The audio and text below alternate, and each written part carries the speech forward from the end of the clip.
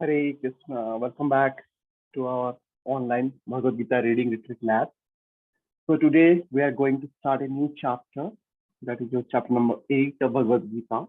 That is Attaining the Supreme. So in this chapter we do have total 28 verses and it has been divided into 6 different sections. So today we are going to start with the first section. That is the verse number 1 till verse number 4. Before we start, we will doing a small recap what we have studied in the chapter number 7. So to Arjuna, basically he inquires about different 6 terms Krishna used at the end of the chapter number 7.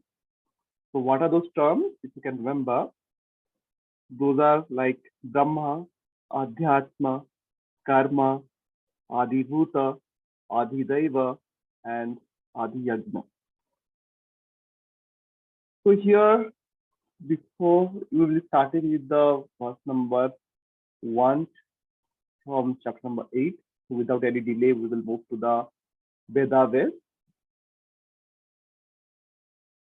We will start with the verse number 1. So as usual, we'll be having both in this print, we'll be having English and German, both so that people who know German, they can also understand.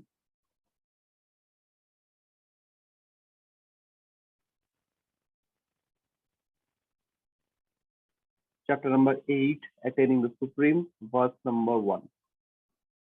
So as usual, we will not be reading word by word meaning, only we will focus on translation and purport. Translation. Arjuna inquired, O my lord, O supreme person, what is Brahman? What is the self? What are the fruitive activities? What is this material manifestation? And what are the demigods? Please explain this to me. Purport. In this chapter, Lord Krishna answered different questions from Arjuna, beginning with what is Brahman. The Lord also explains karma, creative activities, devotional service, and yoga principles, and devotional service in its pure form. The Srimad Bhagavatam explains that the supreme absolute truth is known as Brahman, Paramatma, and Bhagavan. In addition, the living entity, the individual soul, is also called Brahman. Arjuna also inquires about Atma, which refers to body, soul, and mind. According to the Vedic dictionary, Atma refers to the mind, soul, body, and senses also. Arjuna has addressed the Supreme Lord as Purushottam, Supreme Person, which means that he was putting these questions not simply to a friend, but to the Supreme Person, knowing him to be the supreme authority, able to give definitive answers. Now we will move to the next verse. Chapter number 8, verse number 2. Translation. Who is the Lord of sacrifice, and how does he live in the body, O Madhusudana? And how can those engaged in devotional service know you at the time of death? Purport. Lord of sacrifice may refer to either Indra or Vishnu. Vishnu is the chief of primal demigods, including Brahma and Shiva, and Indra is the chief of the administrative demigods. Both Indra and Vishnu are worshipped by yajna performances, but here Arjuna asks who is actually the Lord of yajna, sacrifice, and how the Lord is residing within the body of the living entity. Arjuna addresses the Lord as Madhusudana because Krishna once killed a demon named Madhu. Actually, these questions, which are of the nature of doubt, should not have arisen in the mind of Arjuna because Arjuna is a Krishna conscious devotee. Therefore, These doubts are like demons. Since Krishna is so expert in killing demons, Arjuna here addresses him as Madhusudana so that Krishna might kill the demonic doubts that arise in Arjuna's mind. Now, the word Prayanakali in this verse is very significant because whatever we do in life will be tested at the time of death. Arjuna is very anxious to know those who are constantly engaged in Krishna consciousness. What should be their position at that final moment? At the time of death, all the bodily functions are disrupted and the mind is not in a proper condition. Thus, disturbed by the bodily situation, one may not be able to remember the Supreme Lord. Maharaj Kulshekhara, a great devotee, prays, my dear Lord, just now I am quite healthy and it is better that I die immediately so that the swan of my mind can stick and trance at the stem of your lotus feet. The metaphor is, is used because the swan, a bird of the water, takes pleasure in digging into the lotus flower.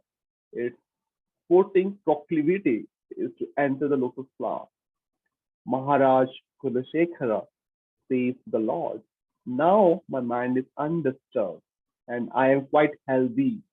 If I die immediately thinking of the lotus feet, then I am sure that my performance of the devotional service will become perfect. But if I have to wait for my natural death, then I do not know what will happen because at that time the bodily functions will be disrupted. My throat will be choked up, and I do not know whether I shall be able to chant your name.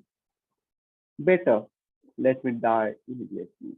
Arjuna questions how a person can fix his mind on Krishna's lotus feet at such a time. Now we will move to the next verse,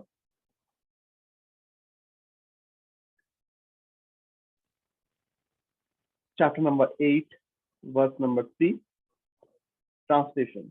The Supreme Personality of Godhead says the indestructible transcendental living entity is called Brahman, and his eternal nature is called Adhyatma, the self. Action pertaining to the development of the material bodies of the living entity is called karma or creative activity. Purpose. Brahman is indestructible and eternally existing, and its constitution is not changed at any time. But beyond Brahman, there is Parabrahman. Brahman refers to the living entity, and Parabrahman refers to the supreme personality of Godhead. The constitutional position of the living entity is different from the position he takes in the material world. In material consciousness, his nature is to strive to be the Lord of matter. But in spiritual consciousness, Krishna consciousness, his position is to serve the Supreme. When the living entity is in material consciousness, he has to take on various bodies in the material world. That is called karma, or varied creation by the force of material consciousness. In Vedic literature, the living entity is called Jivatma and Brahman, but he is never called Parabrahman. The living entity, Jivatma, takes different positions. Sometimes he merges into the dark matter nature and identifies himself with matter, and sometimes he identifies himself with the superior spiritual nature. Therefore, he is called the Supreme Lord Marginal Energy. According to his identification with material or spiritual nature, he receives a material or spiritual body. In material nature, he may take a body from any of the 84 lakh species of life, but in spiritual nature, he has only one body. In material nature, he is manifested sometimes as a man, demigod, animal, beast, bird, etc., according to his karma. To attain material heavenly planets and enjoy their facilities, he sometimes performs sacrifices, yajna. But when his merit is exhausted, he returns to earth again in the form of man. This is this process is called karma. The Chandogya Upanishad describes the Vedic sacrificial process. On the sacrificial altar, five kinds of offerings are made into five kinds of fire. The five kinds of fire are conceived as the heavenly planets, clouds, the earth, men and women. And the five kinds of sacrificial offerings are faith, the enjoy on the moon, rain, grains, and semen. In the process of sacrifice, the living entity makes specific sacrifices to attain specific heavenly planets and consequently reaches them. When the merit of sacrifice is exhausted, the living entity descends to earth in the form of rain, then takes on the form of grains, and the grains are eaten by men and transferred into semen, which impregnates a woman, and thus the living entity once again attains the human form to perform sacrifice, and so repeat the same cycle. In this way, the living entity perpetually comes and goes on the material path. The Krishna conscious person, however, avoids such sacrifices. He takes directly to Krishna consciousness and thereby prepares himself to return to Godhead. Impersonalist commentators on the Bhagavad Gita unreasonably assume that Brahman takes the form of Jiva in the material world, and to substantiate this, they refer to chapter 15, verse 7 of the Gita. But in this verse of the Lord also speaks of the living entity as an eternal fragment of myself, the fragment of God. The living entity may fall down into the material world, but the Supreme Lord, Achyuta, never falls down. Therefore, this assumption that the Supreme Brahman assumes the form of Jiva is not acceptable. It is important to remember that in Vedic literature, Brahman, the living entity, is distinguished from Parabrahman, the Supreme Lord. Now we will move to the next verse.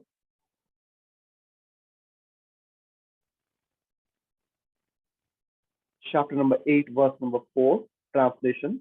O best of the embodied beings, the physical nature which is constantly changing is called Adhibhuta, the material manifestation. The universal form of the Lord, which includes all the demigods like those of the sun and moon, is called Adidaiva. And I, the Supreme Lord, represented the super soul in the heart of every embodied being, is called Adiyagya, the Lord of sacrifice. Purpose. The physical nature is constantly changing.